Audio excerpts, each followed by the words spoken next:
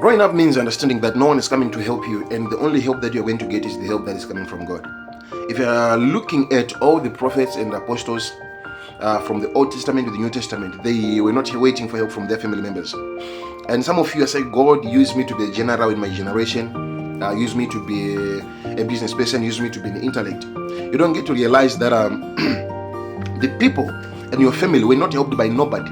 The people that you see God using were not even helped by nobody.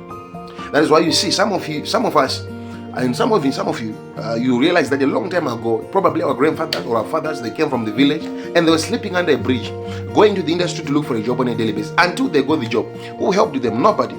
But now we are in a generation where we've got a lot of people with the spirit of entitlement, that they get angry if someone does not give them money. They get angry over the money they've never worked before.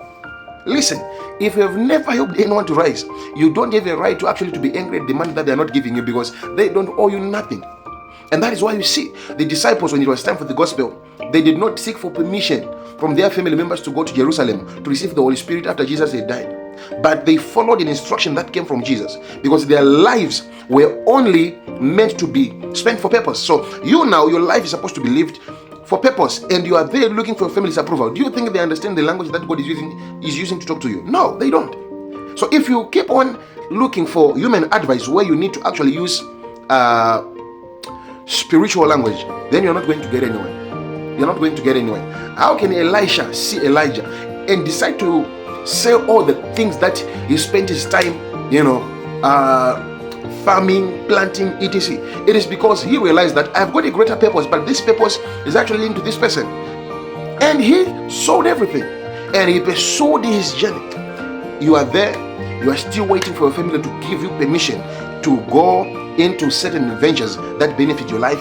You are waiting for your family to tell you that you need to go, you need to grab your visa, you need to go to church, we're still waiting for your mother to tell you that, do this, do that. Listen, if you are that person, then I'm very sorry to tell you this, but you're not going to make it. Why? Because if you're not ready to pay the price, then you will not be paid by anything that you have not invested in. Making every decision is actually a sacrifice, because that decision can turn against you. And that is why you see, God does not wait for you to be perfect. God does not wait for you to have money. You don't need money for you to begin to pursue the thing that you want to pursue. The first capital that you have is yourself and the strengths that you have. And the brains that you have are the biggest capital that you have. Your brains, if they begin to work in a certain way now, that is actually being supported by your actions, you are surely going to see that a lot of things in your life are going to change. But if you don't do that now, nothing is going to change. That is why you see, it is another thing to dream, and it is another thing to wait for the dream to come true. So if you don't work, it means the dream will never come true. If you don't put in the work, if you don't put in the effort, the dream is not going to come true. The dream will only come true if you decide to say, I'm getting out of my comfort zone, and I'm now going to grab the bull by its horns, and I shall face my demons, I shall face my problems. I will tell you this thing for a fact. You are always going to have problems. The rich people that you see also have problems. It's not only poor people that have got problems. No. You might be poor and you have problems, and a person might be rich and have problems too. So your problems are different from the rich man's problem. You don't know how many times some of those rich people sleep on oxygen.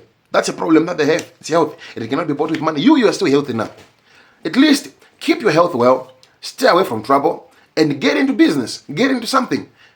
Start something. Do a certain course. It's something that you need. You see, so the more you do this, you're going to see that